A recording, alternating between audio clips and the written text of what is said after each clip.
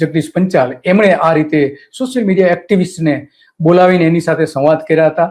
એમણે પોતે પણ આ રીલ બનાવી હતી ભારતીય જનતા પાર્ટીના આપણે સોશિયલ મીડિયા એકાઉન્ટ્સમાં જોઈ શકાય છે આ બધી, અને એમને પ્રભાવિત કરવાનો તમામ પ્રયત્ન કર્યો. એમાં જો કે ભાજપના પણ ઘણા બધા સોશિયલ મીડિયા જે સંભાળનારાઓ, અલગ જે વિભાગ ઉભો કર્યો છે ભાજપે, એના પણ આમાં લોકો હાજર હતા.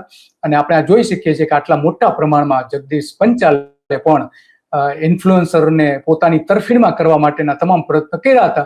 પરંતુ એમાં બહુ એટલી બધી જોઈએ એવી સફળતા મળી નથી ભારતીય જનતા પાર્ટીને. કારણ કે લોકો માનો કે આ બનાવીને રીલ બનાવીને મૂકે છે બધા, તો એમાં કોમેન્ટ એટલી વિપરીત આવી રહી છે ભારતીય જનતા પાર્ટીને કે આ ચૂંટણીમાં સૌથી મોટું ડેમેજ થઈ રહ્યું છે. લોકોમાં એક અભિપ્રાય બનાવ્યો છે કે મોટા ભાગના લોકો આ સરકારથી ખુશ નથી અને વિરુદ્ધમાં છે. તો આ આપણે સૌથી મોટી બાબત અત્યારે જોઈ શકીએ છીએ, અલગ અલગ પ્રકારથી લઈને અલગ અલગ બાબતોમાં. અને એટલા માટે આ સૌથી આપણે મહત્વની બાબતો બની જાય છે કે પંચાલ પોતે પણ આ રીતે અલગ અલગ ઇન્ફ્લુએન્સરને મળીને વાત કરતા હતા અને પોતે પોતાની રીલ પણ બનાવીને આ રીતે એને મૂકી હતી.